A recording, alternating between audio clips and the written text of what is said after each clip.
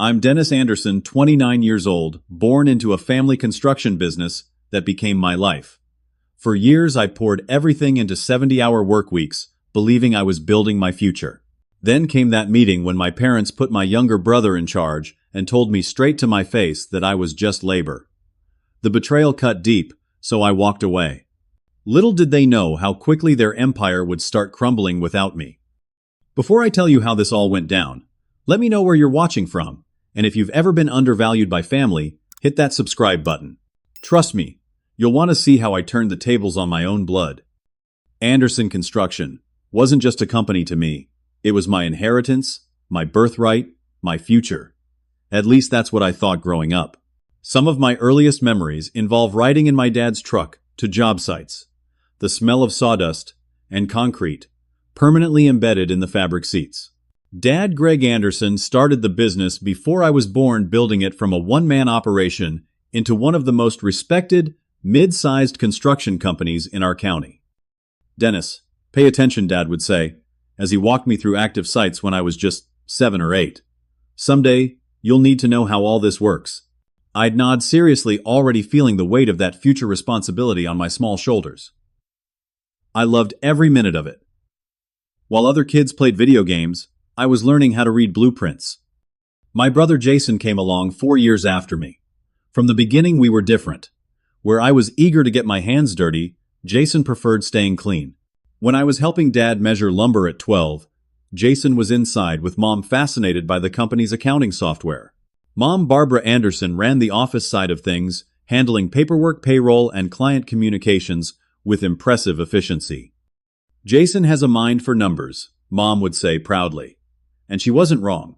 Even as a kid, Jason could calculate costs faster than most adults. It was a skill everyone appreciated, including me. We weren't competitive back then. We were just two brothers with different strengths.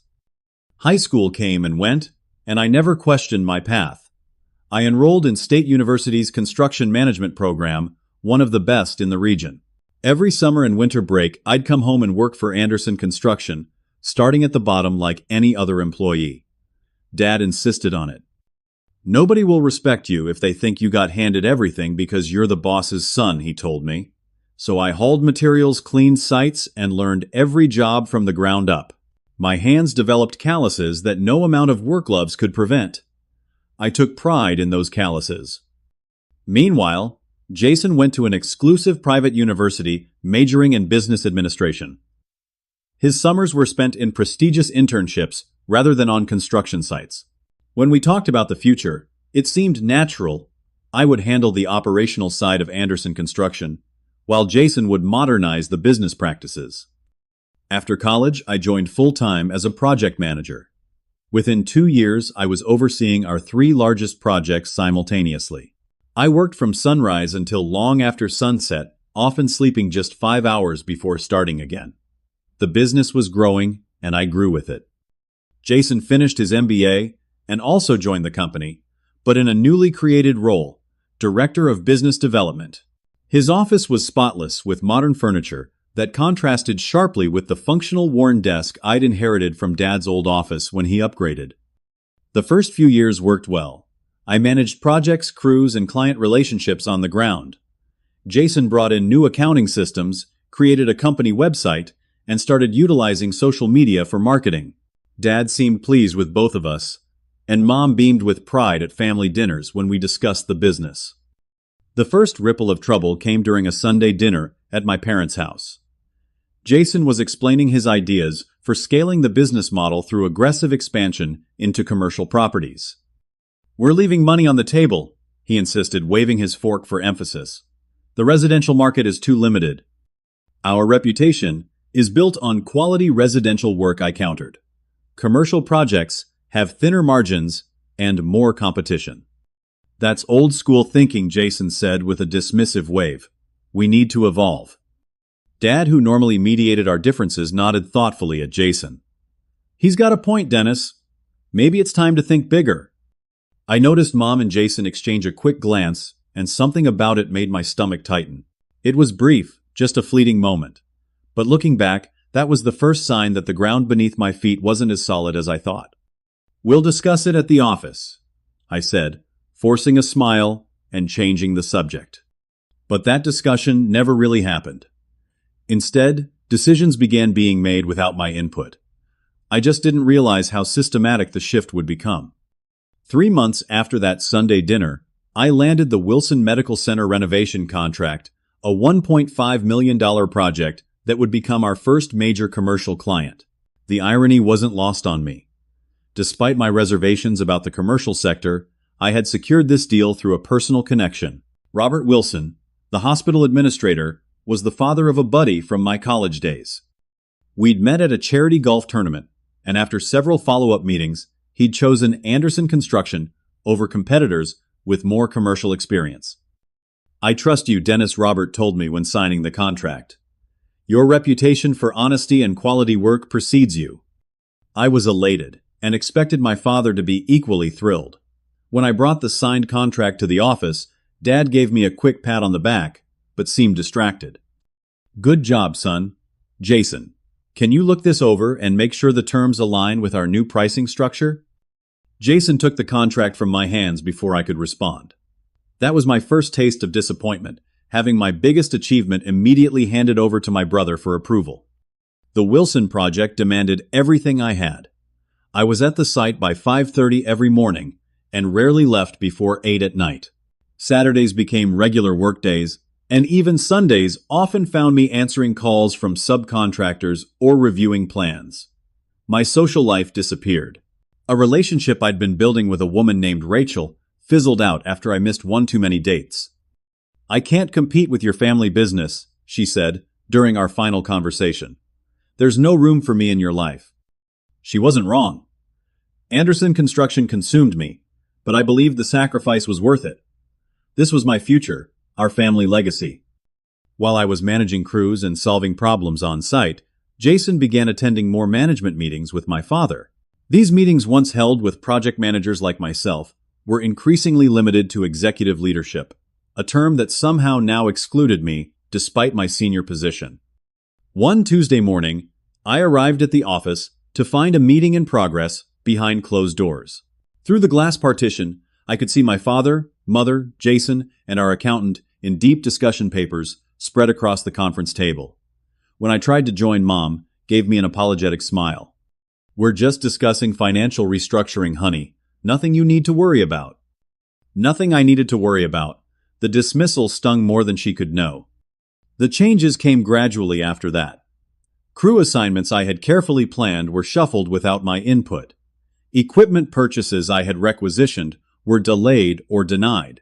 New company policies appeared in my email with no prior discussion. The most significant blow came when I discovered my authority over the Wilson project had been undermined. I had developed a detailed timeline with the subcontractors, allowing for realistic completion of each phase. One Monday, I arrived at the site to find the electrical crew already working a full week ahead of my schedule. "Got new marching orders from the office, Tony," the electrical foreman explained. Jason called Friday afternoon and said to accelerate the timeline. "That's impossible," I argued. "The foundation needs another week to fully cure before we start running conduit." Tony just shrugged. "Take it up with your brother, man. I'm just following directions." I called Jason immediately, my blood pressure rising with each ring. "It's about efficiency," he explained casually. "Dad and I reviewed your timeline and found ways to compress it." "You can't compress concrete curing time, Jason. That's not how construction works. The engineers said it would be fine. We need to finish this project faster to improve our cash flow metrics." Cash flow metrics. As if that mattered more than structural integrity and safety. I had to fight to maintain the original timeline, and only succeeded because the building inspector backed my position on the curing time. But the damage to my authority had been done. The crews now looked to the office for confirmation of my instructions. Throughout this period, one of my most valuable business relationships was with Frank Maxwell, owner of Maxwell Building Supplies. Frank had been our primary supplier for over 15 years, providing everything from lumber to fixtures, often at preferential pricing due to our long relationship. Frank was old school. A handshake meant more to him than a contract. While Jason pushed to diversify our suppliers to minimize dependency risks, I maintained our relationship with Frank through regular personal contact. Frank and I had a connection that went beyond business. 3 years earlier, his son Michael had been in a car accident near one of our job sites. I happened to be there when it happened, helped pull Michael from the wreckage, and stayed with him until the ambulance arrived. Frank never forgot that. To him, I wasn't just a customer, I was family. "Your father raised you right," Frank would tell me whenever we met. "You understand that business is really about people, not just numbers." As summer turned to fall, I began hearing whispers that major changes were coming to Anderson Construction. 2 of our project managers resigned unexpectedly, both taking positions with competitors. When I asked them why, they were evasive, but one finally admitted the truth over beers after his last day. "The writing's on the wall, Dennis," he said. "Everyone can see that Jason's being groomed to take over, and you're being sidelined. I'm sorry, man." I dismissed his concerns, unable or unwilling to see what was apparently obvious to others. My parents wouldn't do that to me, not after all my years of dedication. But then came the evening. I stayed late to catch up on paperwork and overheard my parents talking in my father's office. I hadn't meant to eavesdrop, but when I heard my name, I froze outside the partially open door. "Dennis works hard," my mother was saying, "but Jason has vision. The company needs vision to survive long term." "I know," Dad replied, sounding tired. "Dennis is excellent at what he does, but Jason sees the bigger picture. We need to start preparing for the transition soon." I walked away before hearing more, my mind spinning with disbelief, and the first bitter taste of betrayal forming in my mouth. Still, I convinced myself there must be some misunderstanding. I needed to hear it directly from them, before I would believe it. I didn't have to wait long for that confirmation. The email arrived on a Thursday afternoon mandatory company meeting. Friday 9 a.m. Important announcements. It came from Jason's assistant, not my mother, who usually handled such communications. Already something felt off. I arrived early that Friday, my stomach in knots. Though I couldn't fully explain why, the conference room filled quickly with our office staff and project managers. Mom had arranged coffee and pastries, which seemed oddly festive given the tension I felt. Dad stood at the head of the table, looking uncomfortable in his rarely worn suit. Jason sat beside him, unable to hide a smile that made my unease grow. I took a seat near the back, nodding to Sarah Johnson, our office manager, who gave me a look that seemed almost sympathetic. The room quieted as Dad cleared his throat. "Thank you all for coming," he began. "Anderson Construction has been in business for nearly 30 years, and today marks an important new chapter in our company's history." My heart began racing. New chapter. "As some of you know, I've been considering stepping back from day-to-day operations," Dad continued. "At 60, I'm not as young as I used to be." This was news to me. Dad had never mentioned retirement, or even reducing his role. I glanced at Mom, who was staring fixedly at her folded hands. "After careful consideration and many discussions with our family and advisors, I've decided it's time to implement a succession plan." The room was completely silent now. I could hear the wall clock ticking, marking each second of what was becoming the most surreal moment of my professional life. Effective immediately, Jason will be taking over as Chief Executive Officer of Anderson Construction. The words hit me like a physical blow.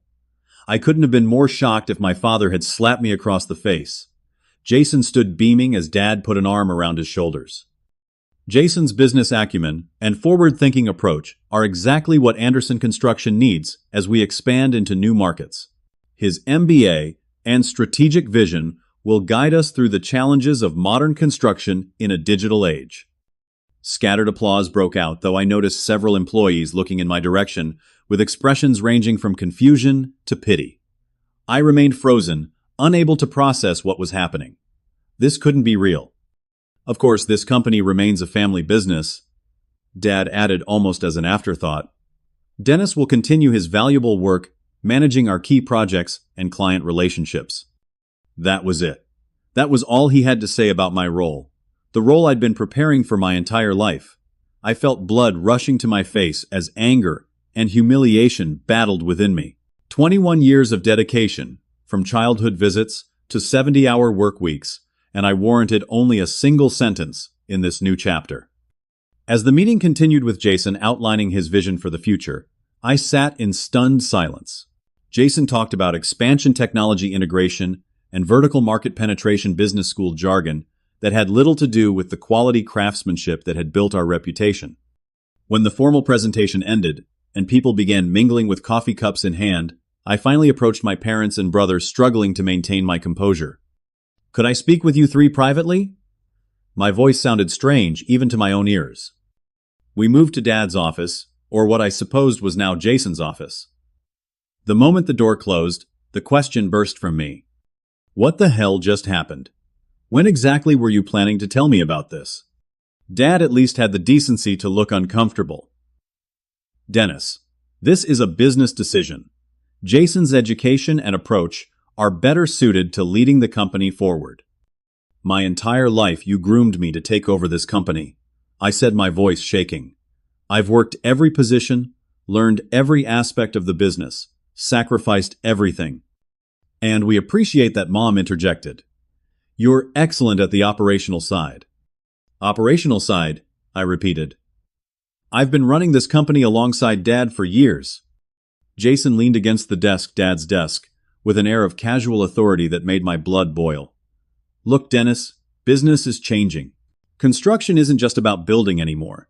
It's about market analytics, efficiency optimization, and capital allocation. My background is better suited for that." I turned to my father, the betrayal cutting deeper with each passing second. "So, what exactly is my role supposed to be now?"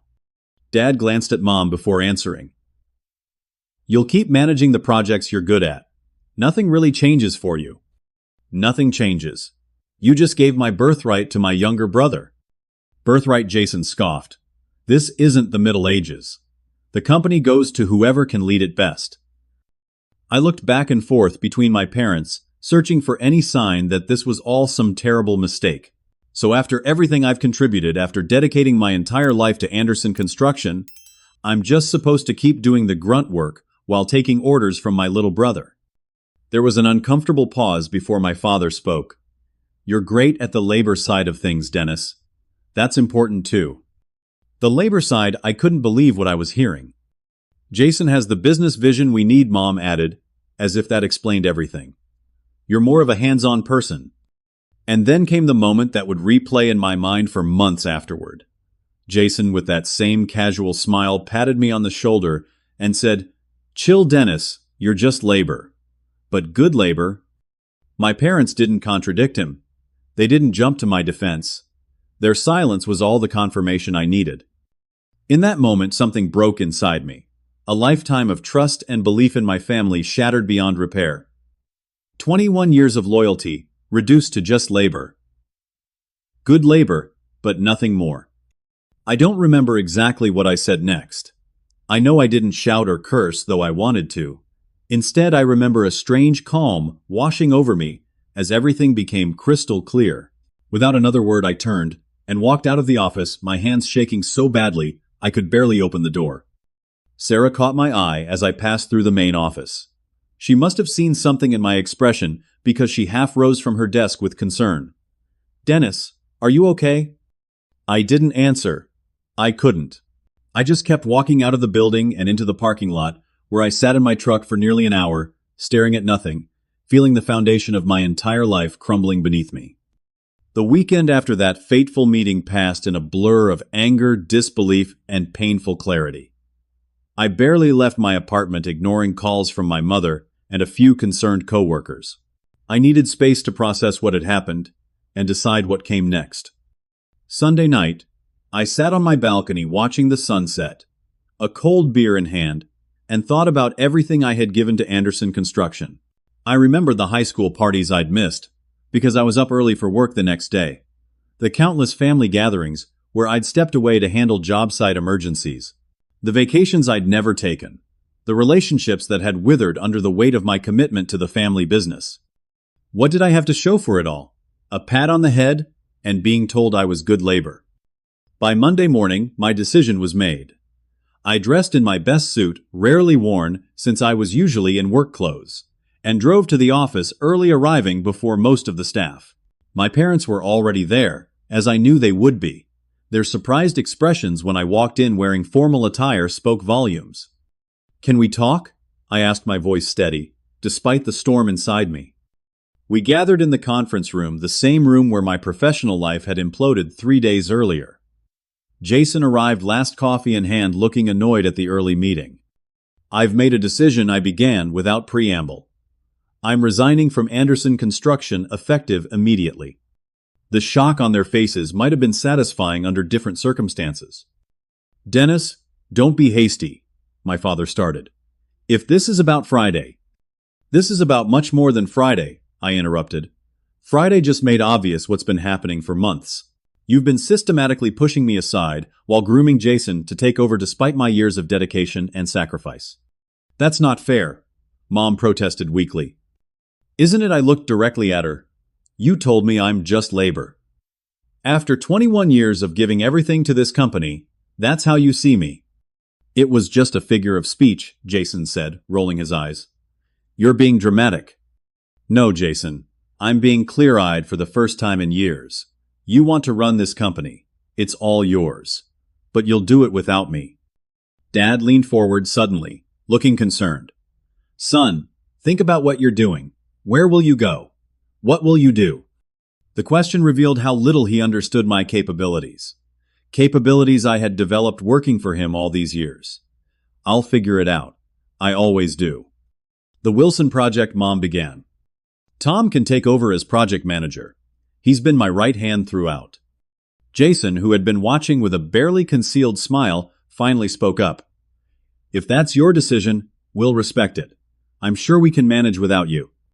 The casualness of his dismissal only confirmed I was making the right choice. "I've prepared transition documents for all my current projects. They're in your email now. My company truck is in the parking lot with the keys in the center console. My company phone is on your desk, Dad." I had thought about this moment all weekend, imagining I might feel regret or uncertainty when it arrived. Instead, I felt lighter than I had in years, as if putting down a burden I hadn't fully recognized I was carrying. "Is there anything we can say to change your mind?" my father asked, finally seeming to grasp the reality of the situation. "You've said enough already," I replied, standing up. "I wish you all the best." I walked out, without looking back, feeling dozens of eyes on me as I passed through the open office area. Sarah Johnson stood up as I approached her desk. "You're leaving?" It wasn't a question. "Effective immediately." She nodded, understanding in her eyes. "They're making a mistake." "Not my problem anymore," I said, attempting a smile. I cleared out my desk quickly, having already removed most personal items over the weekend. As I was packing the last few things into a cardboard box, Tom Williams, my foreman on the Wilson project, appeared in the doorway. "Word travels fast," he said, leaning against the frame. "Company gossip always does." "What happened?" I paused, considering how to answer. Let's just say the family business wasn't big enough for both Anderson sons. Tom shook his head. "They're lost, man. You need anything, you call me." I nodded, appreciating his loyalty, but knowing I couldn't ask him to jeopardize his position. "Take care of the Wilson project. Don't let them rush the timeline." With one last look at the office, that had been my second home for years, I walked out of Anderson Construction. The weight of family expectations lifted from my shoulders with each step toward my personal vehicle. A truck, not unlike the company one, but older and truly mine. That afternoon, my phone rang with a number I recognized immediately: Frank Maxwell. "Dennis," his gruff voice came through when I answered. "Just heard you left the family business." "That true?" News really did travel fast in our industry. "Yes, sir. As of this morning." There was a pause before Frank spoke again. "Want to grab lunch on me?" We met at a small diner Frank had frequented for decades. Over burgers and fries, I gave him the abbreviated version of what had happened. Frank listened without interrupting, his weathered face growing increasingly troubled. "Damn shame," he said finally. "Your father's making a big mistake." "It was a family decision," I replied, trying to sound more detached than I felt. "Family businesses," Frank sighed, shaking his head. "They can be the best thing in the world or tear you apart. What will you do now?" It was the same question my father had asked, but coming from Frank, it felt like genuine concern rather than doubt in my abilities. Take some time to think. Maybe start my own small operation eventually. Frank nodded thoughtfully. When you're ready, come talk to me. You've got friends in this industry, Dennis. Don't forget that. The weeks that followed were strange. My first taste of unemployment since I was 16. I slept past 5 a.m. for the first time in years. I went to the gym in the middle of the day. I had dinner with friends on weeknights. Simple pleasures that had been impossible during my 70-hour work weeks. But beneath these small freedoms, an emptiness gnawed at me. Construction wasn't just my job, it was my identity, my passion. Without it, I felt adrift. After 3 weeks of what amounted to a forced vacation, I began planning my next move. The construction industry in our area was tight-knit, and I knew my abrupt departure from Anderson Construction had generated gossip. Taking a position with a direct competitor seemed unwise, not to mention potentially legally complicated, given non-compete clauses I had signed years earlier. Instead, I decided to establish my own consultancy. With my experience and industry knowledge, I could offer project management and quality control services to smaller contractors who couldn't afford full-time expertise. It wouldn't make me rich, but it would keep me connected to the work I loved while I figured out a longer-term plan. Dennis Anderson Consulting was born with little fanfare, just a simple website, business cards, and a dedicated phone line in my apartment. My first client came through a recommendation from an old college classmate, now working for a regional developer. It was a small job advising on a problematic renovation, but it was a start. As I drove to that first consultation, I felt something I hadn't experienced in years at Anderson Construction: true independence. Whatever happened next would be on my terms. No family politics, no brother to undermine me, no parents to disappoint. For the first time since that devastating meeting, I smiled with genuine optimism. This ending might just be the beginning I needed all along. Starting over at 29 wasn't part of my life plan, but I threw myself into building my consultancy with the same dedication I had given Anderson Construction. My apartment's second bedroom became my office, with a desk from a secondhand store and a printer that jammed every 20 pages. Not exactly the executive suite I'd once envisioned, but it was mine. The first 3 months were lean. My savings dwindled as I pieced together small consulting jobs, a residential renovation here, a troubleshooting gig there. I created detailed proposals for potential clients, often spending days on work that resulted in rejection. Each no stung, but I forced myself to learn from every failure. My big break came unexpectedly. A small commercial contractor called with an emergency. Their project manager had quit mid-job, leaving them with an unfinished medical office building and rapidly approaching deadlines. Could I step in and salvage the situation?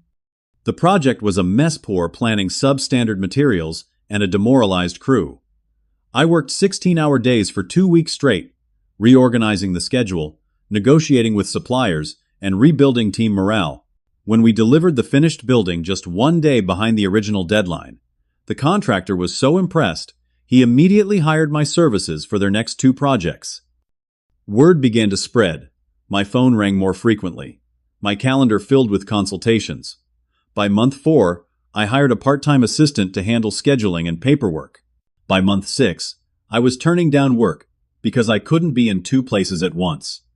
What surprised me most was how many people from Anderson Construction quietly reached out. Tom Williams called first, ostensibly to catch up, but really to let me know the Wilson project was falling behind schedule. Your brother's implemented all these new efficiency protocols. Tom explained, the air quotes audible in his voice. Looks good on paper, terrible in practice. Sarah Johnson, the office manager, met me for coffee one Saturday. It's different there now, she said. Everything's about metrics and analytics. Your father looks lost in his own company. I listened to these reports with mixed emotions. Part of me felt vindicated. The vision Jason offered was proving impractical in the real world of construction. Another part felt sorrow for my father, who had built something special, only to see it transformed into something unrecognizable.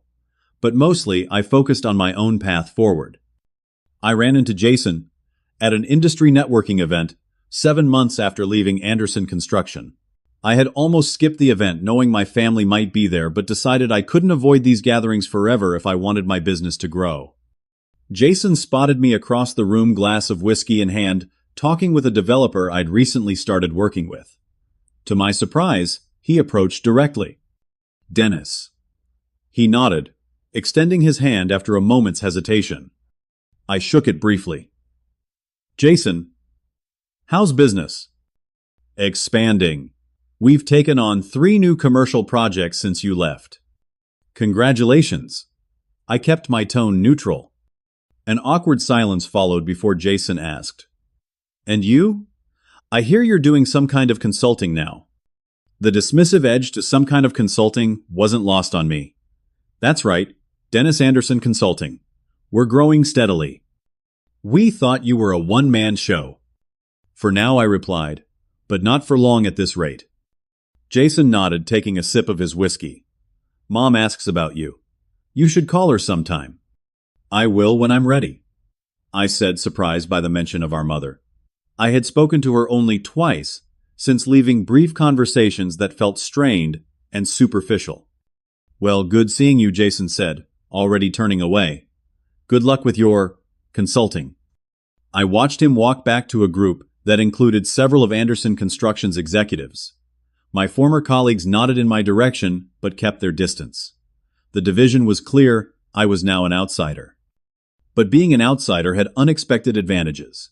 Freed from family expectations and corporate politics, I could focus entirely on quality and client relationships. My business model was simple: deliver exceptional service, absolute honesty, and practical solutions.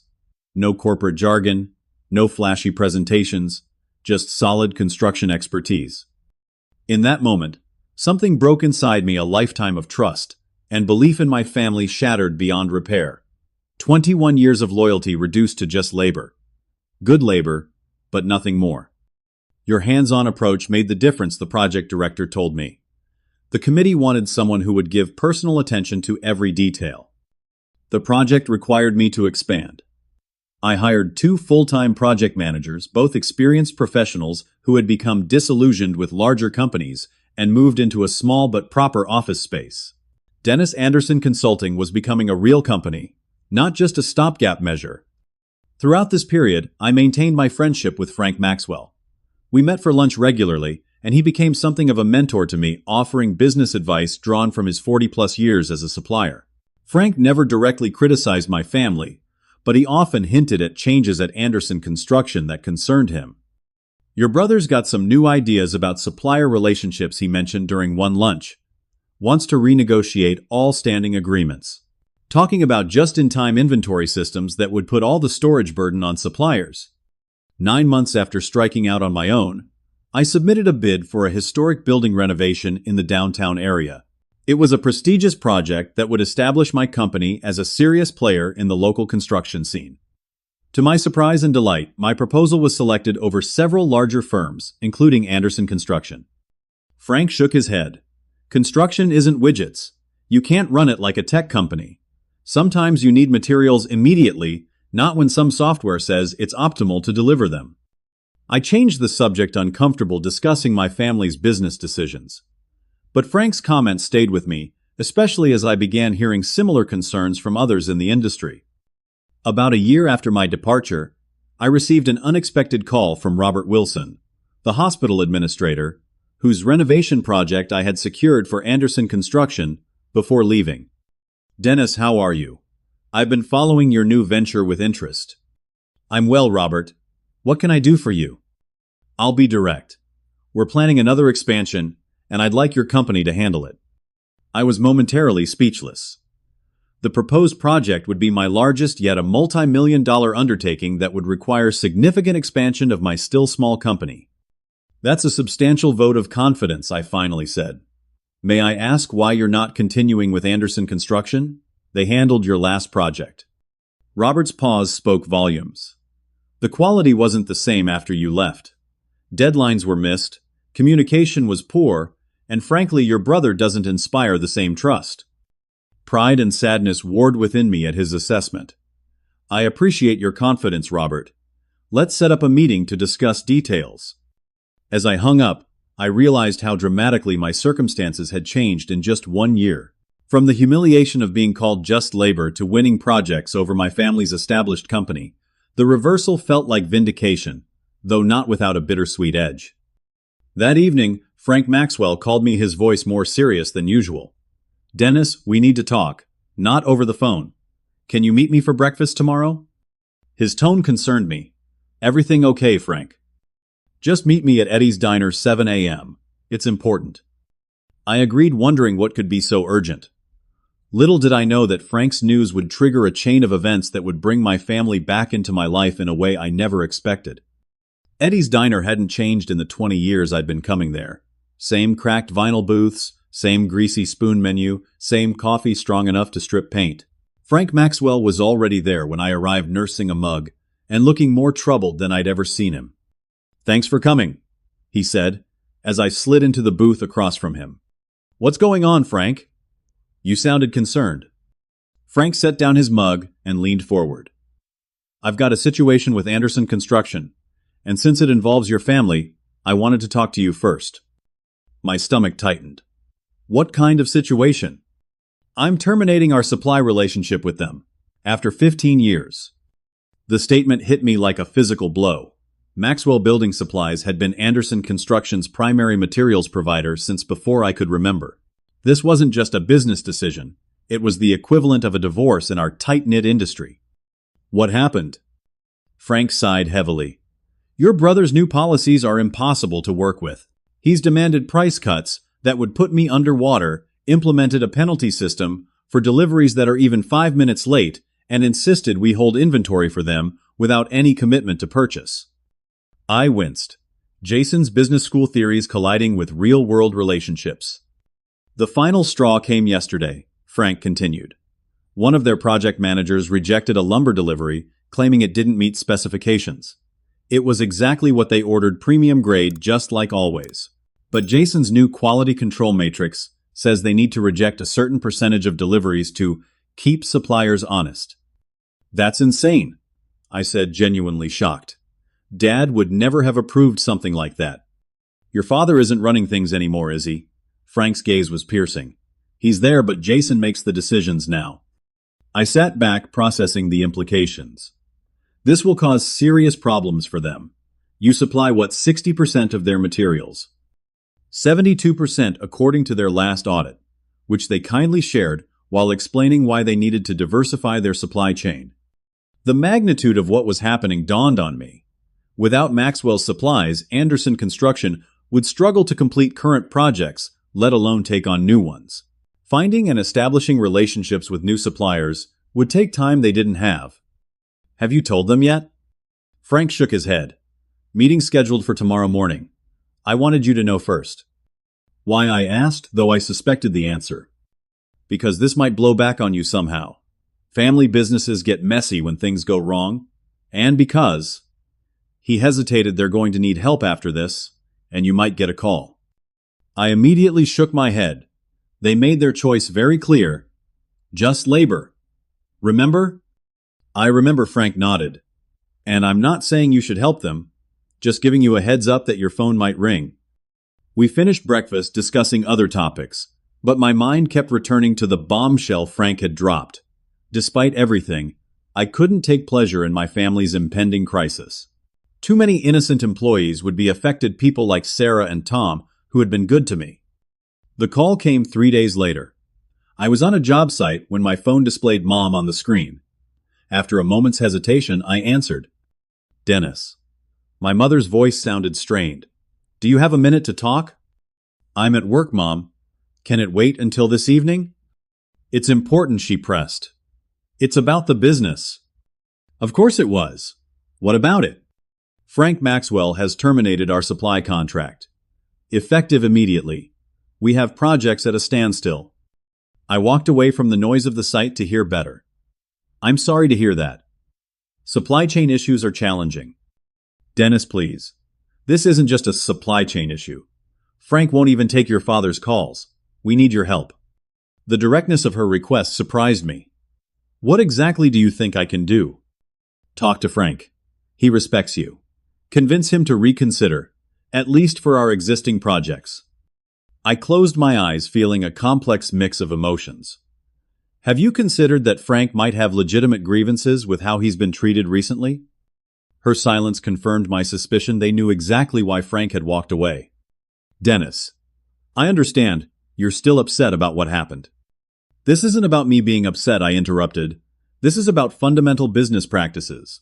You can't treat partners like Frank the way Jason has and expect them to stick around. We're family, she said, her voice small. Doesn't that count for anything? The irony of her invoking family now wasn't lost on me. It counted for very little when I was relegated to just labor, Mom.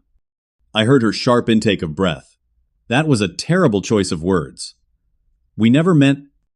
Let me think about it. I cut in, unwilling to rehash old wounds. I'll call you back. I hung up, my mind churning. Part of me wanted to ignore the request completely. They had made their bed, let them lie in it. But another part, the part raised with a sense of responsibility and family loyalty, couldn't simply walk away from people in trouble, even if they had hurt me. That evening, my father called. In our 15-minute conversation, he came closer to an apology than he ever had before. We handled things poorly with you, he admitted.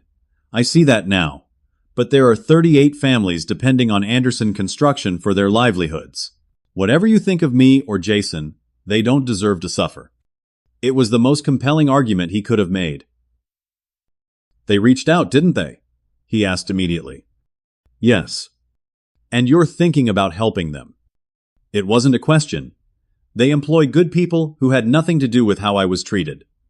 Frank was quiet for a moment. I won't resume business with them under the current leadership approach. But I might consider a limited arrangement if the right person was overseeing the relationship. Don't put me in that position, Frank. I'm not. I'm just being honest about what it would take.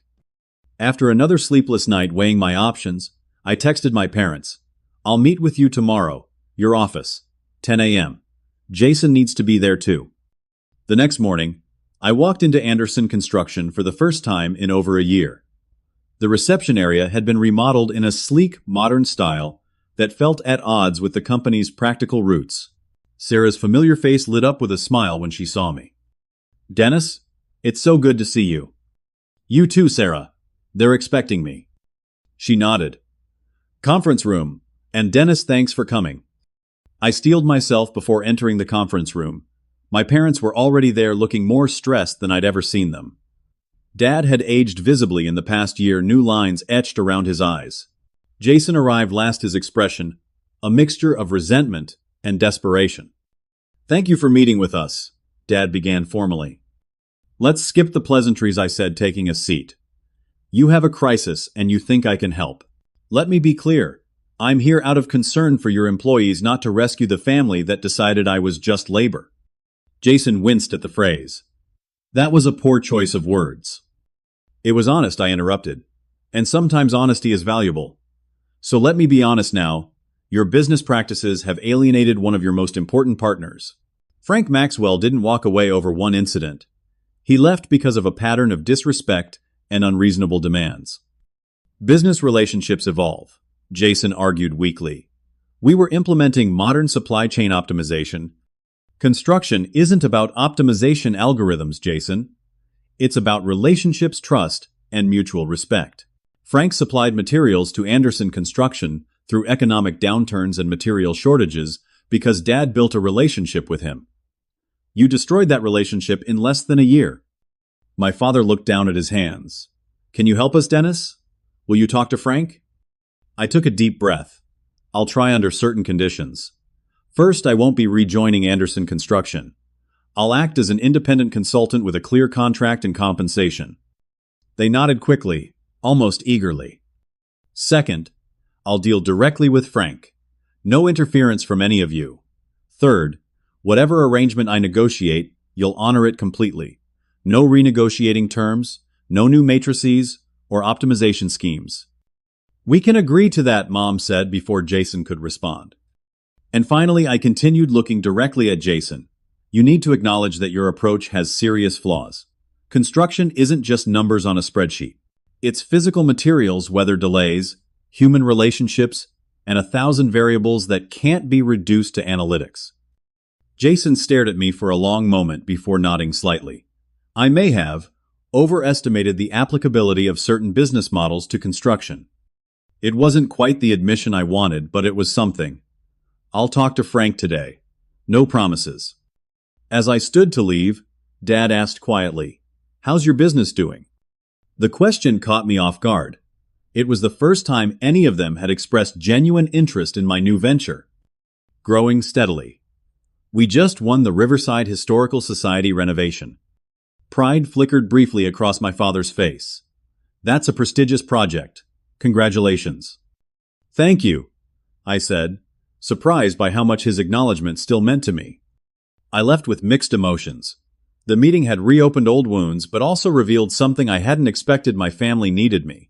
Not just my connections or my relationship with Frank, but my understanding of construction fundamentals that Jason's business theories had overlooked.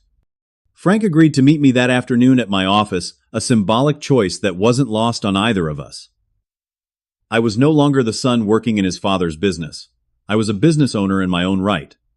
So Frank said, after settling into a chair across from my desk, "The prodigal son has been asked to save the day." Something like that, I admitted. Though in this version the prodigal son was pushed out, not wandering off to squander his inheritance. Frank chuckled. "True enough. What's your proposal?" "A limited renewal of supply arrangements. Materials for current projects only with payment terms favorable to you. A 3-month arrangement that gives them time to establish relationships with other suppliers or renegotiate with you directly if they demonstrate good faith." Frank nodded thoughtfully.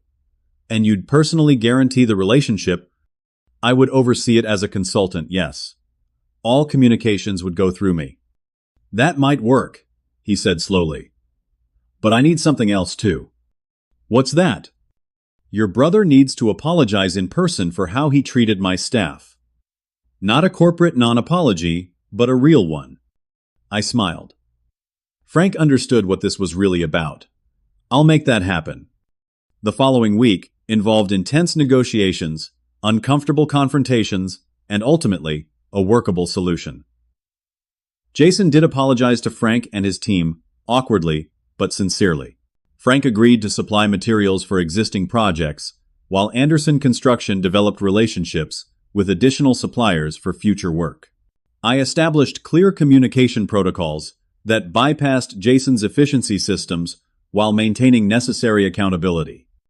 It wasn't perfect, but it prevented an immediate crisis for Anderson Construction and preserved dozens of jobs. More importantly, it created space for honest conversations about the company's future conversations that had been avoided for too long. As I drove home after finalizing the arrangements, I realized something surprising. Helping my family through this crisis had helped me too. The anger I'd carried for over a year had begun to dissipate, replaced by something closer to acceptance. They had made a terrible mistake with me, but they weren't terrible people. Just flawed like everyone else. Including me. My phone rang as I pulled into my driveway. It was Robert Wilson from the hospital. "Dennis contract's ready for signature tomorrow. Still on board for the expansion project?" "Absolutely," I confirmed. "My team is ready to go." "Excellent. This could be the beginning of a long partnership." As I ended the call, I smiled at the irony. A year ago, I had been just labor in my family's eyes.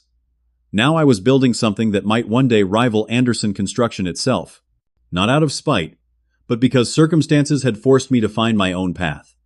Sometimes being undervalued is the push you need to discover your true worth. 6 months after the supplier crisis, I found myself back in the conference room at Anderson Construction. The circumstances were different this time. I was there by invitation, not summons, and I sat at the table as an equal, not a subordinate. The crisis with Frank Maxwell had evolved into a broader conversation about the company's direction, and surprisingly, my input had been requested. "The numbers don't lie," Jason was saying, gesturing to spreadsheets projected on the wall. "We've stabilized since the supplier issues, but growth has stalled." My father nodded grimly. "Clients are hesitant. We've lost the reputation for reliability we spent decades building." "That's the key word," I interjected. "Reputation. In construction, your reputation is everything. It takes years to build and moments to damage." Jason looked at me with less hostility than I expected. The past 6 months had humbled him somewhat. Managing the fallout from the Maxwell situation had forced him to engage with the practical realities of construction in ways his business theories hadn't prepared him for. "What would you suggest?" he asked. And the question seemed genuine. "Rebuild from your foundation," I said. Anderson Construction was known for quality work, honest dealings, and realistic timelines. Return to those principles. The growth will follow naturally. My mother, who had been quietly taking notes, looked up. "Dennis, would you consider taking a more permanent advisory role? Your perspective has been invaluable during this transition." The question hung in the air. 6 months ago, I would have rejected it outright. Now I considered it carefully. "I have my own business to run," I reminded them. "It's growing faster than I anticipated." "We understand that," Dad said. "We're not asking you to give that up, but perhaps a formal consulting arrangement, monthly strategy meetings, input on major decisions." I studied my family's faces. Dad's hopeful expression, Mom's tentative smile, even Jason's cautious openness. They had hurt me deeply, but they were trying to make amends in their way. "I'll consider it," I said finally. "But I need to be clear, I won't be rejoining Anderson Construction as an employee. Those days are gone." "Understood," Dad nodded. "Just think about it." As the meeting concluded, Jason asked to speak with me privately.